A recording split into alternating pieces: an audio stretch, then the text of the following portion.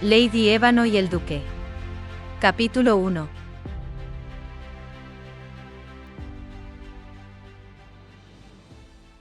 Las dos niñas se subieron al carruaje sin capota y se sentaron. Era un carruaje viejo y gastado, hecho de madera. Ambas iban descalzas. Se cubrían con harapos y estaban hambrientas. «Tengo miedo», murmuró Rhodisa. «Yo también», pensó Visila. Pero no iba a admitirlo en voz alta. Su madre le había pedido que fuera fuerte y siempre había sido una hija obediente. Abrazó a la pequeña y miró a su alrededor.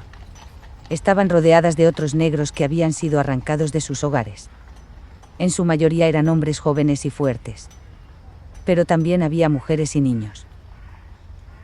Visila y Rhodisa eran hermanas. La primera era una muchachita de 13 años con más aspecto de niña que de mujer, exageradamente escuchimizada, de piel oscura y ojos grandes y bondadosos. Su bondad, sin embargo, no estaba reñida con el fuerte carácter que demostraba tener en las peores de las situaciones. Rhodisa, por otro lado, tenía 11 años y era una niña de belleza extraordinaria, aunque su aspecto sucio y descuidado impidiese apreciarlo a primera vista. Sus ojos eran verdes. Visila recordó con melancolía cómo Rhodisa había sido terriblemente consentida por la familia. Al ser la pequeña de una belleza poco común, había sido agasajada con todo tipo de telas bonitas y accesorios para el pelo de lo más rimbombantes. Su madre siempre la había vestido como a una auténtica princesa. Y su padre la había malcriado con amor infinito. Ella, como hermana mayor, se había sumado a la devoción de su familia hacia la pequeña Rhodisa. Y siempre la había protegido. Siempre había sido la más fuerte de las dos. Verla en esos momentos tan desaliñada y aterrorizada le rompía el corazón. ¿Por qué el ejército del reino de Daomei había matado a sus padres? ¿Por qué esos blancos se las habían llevado de su casa? Tragó saliva. Y miró al hombre cabizbajo que tenía delante. Ese hombre había sido un sirviente de su padre. Un buen hombre que se había ocupado de ellas desde que se habían quedado huérfanas. «Señor Kosola», preguntó en el idioma de la tribu Yoruba. «¿A dónde nos llevan?», se atrevió a preguntar en un susurro, mirando de reojo a las enormes ruedas que traqueteaban por un camino polvoriento. Dos hombres blancos conducían el viejo carruaje de madera. «Cuando lleguemos nos pondrán a la venta», contestó el señor Kosola. «¿A la venta?», se escandalizó ella. «Ya nada volverá a ser como antes. Será mejor que no hable, señorita Visila», se llevó un dedo sobre los labios y la miró con los ojos ahogados en lágrimas. «Será mejor que no hable», repitió, negando con la cabeza. Tenía la camisa, que un día fue de color blanco impoluto, ennegrecida por la suciedad del barco en el que habían sido transportados como animales. «Vamos a Nueva Orleans», se inmiscuyó otro yoruba joven y fuerte. Visila también lo recordaba de su tribu, pero no conocía su nombre. «He oído a algunos decirlo», aclaró. «A Nueva Orleans nos van a vender». «¿A vender?», volvió a escandalizarse Visila. «Ni que fuéramos ganado». «A callar», gritó uno de los blancos que iba sentado en el pescante. Visila agradeció mentalmente el haber aprendido algo de inglés en su casa. Su padre la había instado, junto a su hermana, a aprender ese idioma extranjero. Pobre papá. Cuánto se había esforzado por la educación de sus hijas. Y pensar que murió defendiendo a su tribu. La muchacha cayó y apretó a una temblorosa Rhodisa contra ella. El carruaje de esclavos viajó desde el puerto de Alabama hasta Nueva Orleans sin parar. Cuando llegó a su destino era de noche. Los africanos descendieron del vehículo agotados y fueron conducidos a celdas grises y frías, encadenados. Visila no podía creer que aquellas personas con las que había crecido estuvieran en esas condiciones. No podía creer que su hermana estuviera allí. Y mucho menos podía asimilar que ella estuviera a punto de ser vendida. Durmió por necesidad, abrazada a Rhodisa. Ay, su hermana. Ella era lo último que le quedaba de su familia. En su celda fueron encerradas otras mujeres. Muchas de ellas marcadas por el duro viaje que habían hecho desde África hasta allí. A la mañana siguiente, los esclavos fueron despertados a voz de grito y a golpe de bastón. Y los obligaron a desnudarse para lavarse. La primera vez que se lavaba en meses. Dejó que el agua discurriera sobre su piel y ayudó a Rhodisa a hacer lo mismo, obviando la vergüenza de estar desnudas frente a otros hombres desnudos. Todos los africanos estaban sin ropa en el patio, bañándose ante la atenta mirada de los esclavistas. Una vez secos, no se les permitió volver a vestirse y fueron guiados hasta el interior de una casa acomodada. Desnudos. Visila apenas pudo aguantar la vergüenza. Claro que el miedo fue mucho peor. Miedo a ser vendida a un mal hombre.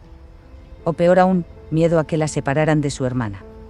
Se quedó de pie, quieta en una esquina del salón de ventas, cogida a Rhodisa. «¿Van a vendernos?», le preguntó su hermana. «No hables, Rhodisa. No hables, mi pequeña. ¿Recuerdas lo que nos dijo madre? Debemos ser fuertes». «Mírenlos». Oyó la voz de un hombre bajito y gordito, blanco. «Mírenlos bien. Aquí tenemos a los hombres más fuertes del Clotilde, posiblemente el último barco negrero que llegue a este país. Señores, no desaprovechen la oportunidad». El vendedor se acercó a uno de los yorubas y le palmeó los pectorales para dar prueba de su fortaleza. Los clientes sonrieron satisfechos por la mercancía. Fíjense en el joven Roy. Roy puede recolectar más de 90 kilos de algodón al día. Mírenle los dientes, le abrió a boca al joven como si fuera un caballo. Sano y robusto, todo cuanto un terrateniente necesita. ¿Cuánto por él?, preguntó un señor rico. $1000. $1000. Le daré 700 y con eso bastará. Oh, no. Roy vale mucho más que eso, caballero. Pero por ese precio tengo a Zassi. Zassi. El señor Kosola no se llamaba Zassi. Por Dios. Querían anularlos por completo. Les estaban cambiando los nombres. Cambiando sus honorables nombres por unos ridículos. Robándoles la identidad. Zassi es un poco más viejo que Roy, pero es fuerte. Sirvió en una casa de nobles africanos y es educado. Seguro que sabrá compensar sus costes. ¿Sabe leer? No, por Dios. Nadie quiere a un negro que sepa leer. Por supuesto que el señor Kosola sabía leer. Y escribir. Había redactado cartas para su padre más de una vez. Visila no entendió a qué venía tanta crueldad. Me lo quedo. Magnífico. La primera venta del día, empezamos bien. Zassi, empieza a prepararte para ir con el señor Berry. Vamos. Gritó el negrero y le dio un golpe al pobre señor Kosola para espabilarlo. Visila observó con horror cómo el señor Kosola se vestía con un camisón de algodón blanco y seguía al señor rico con el gesto compungido. Él había sido su protector hasta entonces. Verlo marchar fue como ver desaparecer al último vestigio de su padre frente a ella. No quedó ningún hombre que las protegiera. Estaban solas, por completo. Las ventas continuaron una por detrás de la otra, desde hombres hasta mujeres y niños. Hasta que una joven pareja se fijó en ellas dos. Oh, más bien, en Rhodisa. Oh. Mira a esta niña, dijo la señora rica.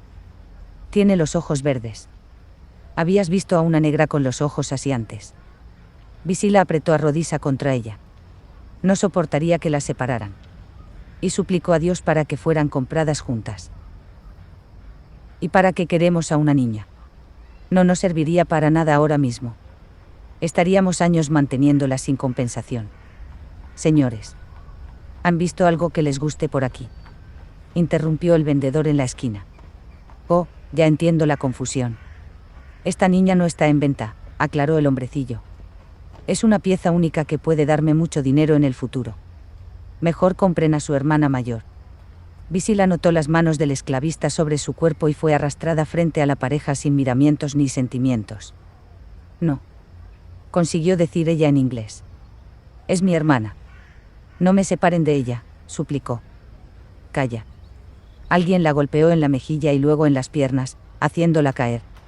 No estás aquí para hablar, insolente, la insultó el vendedor antes de continuar con la venta. Mírenla, ella es delgada y menos agraciada. Ella es perfecta para colarse en las chimeneas y limpiarlas y, en el futuro, puede ser una doncella muy útil y ágil. Señora, mejor que se lleve a una niña fea. Nadie quiere a una doncella hermosa en su casa. Puede servirnos con vino la señora rica. Incluso puede servir a mi hija. ¿No es así, querido? ¿Cuánto por ella?, preguntó el esposo para el horror de Visila. $400, el dinero voló de una mano a otra en cuestión de segundos. Se lleva una buena pieza que le durará años, toda la vida. Vamos, vístete, Coco. No me llamo Coco, me llamo Visila. Dijo Visila. Otro golpe cayó encima de la niña y fue arrastrada junto a sus nuevos amos. No pienso abandonar a mi hermana. No pienso abandonarla, Rodisa, Rodisa, hermana, gritaba Visila. Samuel Ranels, también conocido como Duque de Doncaster, tenía 25 años. Y era el heredero del ducado de Doncaster, el primogénito. No solo era el futuro duque de uno de los territorios más prominentes de Inglaterra, sino el futuro dueño de una de las fortunas más grandes de Europa. Su padre, Marcus Ranels, era un magnate del oro que tenía minas en América, concretamente en Alaska y en Dakota del Norte. Además, también tenía fábricas de refinería que convertían el metal precioso en lingotes. ¿Todo correcto, Lord Doncaster?, le preguntó uno de los encargados de custodiar el oro en el barco que exportaría los lingotes desde el puerto de Nueva York hasta el continente europeo. Samuel cogió uno de los lingotes y verificó que tenía grabado su apellido y el código que identificaba a su empresa. Todo correcto, puedes llevártelos. Volvió a dejar el ladrillo dorado en la cubeta y bajó del barco con la ayuda de su bastón. Sus manos estaban cubiertas de anillos costosos y su traje era más caro que alguno de los barcos varados en el puerto. Era rico. No solo rico, muy rico. Ni siquiera era capaz de contar cuánto dinero tenía. Sin embargo, no era un hombre perezoso ni un joven ocioso. Muy al contrario, gustaba de responsabilizarse del negocio familiar y hacer vida mundanal, lejos de las excentricidades de su madre, la duquesa de Doncaster. Samuel Ranels, me dijeron que te encontraría aquí, lo abordó una dama de pelo rubio y ojos azules como el cielo. Ella era Chloe, la hija de un terrateniente sureño. Era preciosa, blanca como la leche y rica. Era su amiga, aunque su madre la detestaba. Quiero invitarte a una fiesta que va a dar mi padre esta noche. Aquí en Nueva York, se cogió de su brazo sin ningún pudor y aleteó las pestañas con furor. Tu madre no ha querido que dejara mi invitación en tu casa. Ya sabes cómo es la duquesa. No me quiere, lloriqueó la joven, apenada. Pero sé que tú me tienes en alta estima. ¿Vendrás esta noche? La fiesta no tendrá ningún sentido para mí si tú no estás. Sabes que no conozco a la mayoría de los neoyorquinos. Vendré, accedió, amable.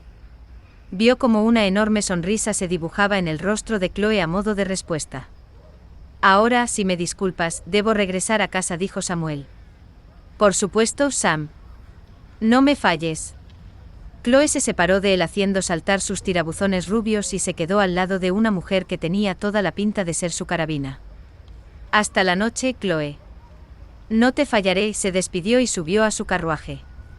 Un aroma de coco y vainilla le hizo saber que Visila estaba en el vehículo. Conocía el olor de esa sirvienta. Giró la cabeza y la vio sentada en una esquina. Sin apenas mirarlo. Su madre me ha pedido que viniera al puerto a buscar unos aceites para su baño, se excusó Visila. Ha aprovechado que su cochero venía a recogerlo para enviarme. ¿Y ya ha comprado usted los aceites, Visila?, preguntó él con una sonrisa y se quitó el sombrero para saludarla como si ella fuera una señorita. ¿Por qué tenía la necesidad de comportarse como un caballero frente a la doncella? Él era amable por naturaleza, divertido. Pero ella lo obligaba a mostrar su mejor faceta de caballero perfecto. No todavía, milord. Temía que si bajaba del carruaje, usted subiera en él y se fuera sin mí. La observó por unos instantes envuelta en esas ropas grises y pasadas de moda. Visila era una de las doncellas que rehusaba usar los brillantes uniformes que la duquesa solía entregar al servicio. Ella prefería vestir con sencillez y recato. Su pelo rizado estaba escondido bajo una enorme cofia blanca. Parecía una vieja pasa. Solo había algo que brillaba en ella, sus ojos. Unos ojos grandes y negros que brillaban con una madurez impropia de su edad, con un saber estar envidiable. Con una belleza única. Entonces, Visila, vayamos a comprar esos aceites de los que mi madre se ha encaprichado. Sí, milord.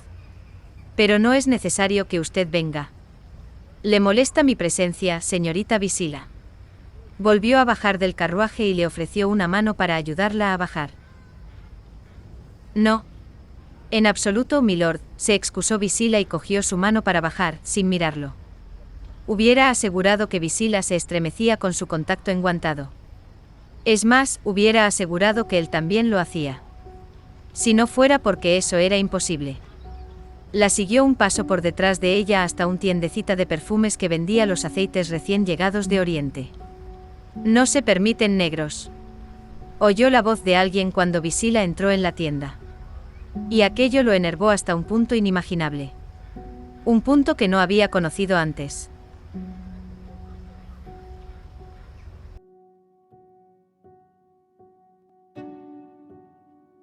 Hola mis astros bellos. ¿Cómo estáis? Espero que bien. Seguirme por el siguiente capítulo. Hasta luego.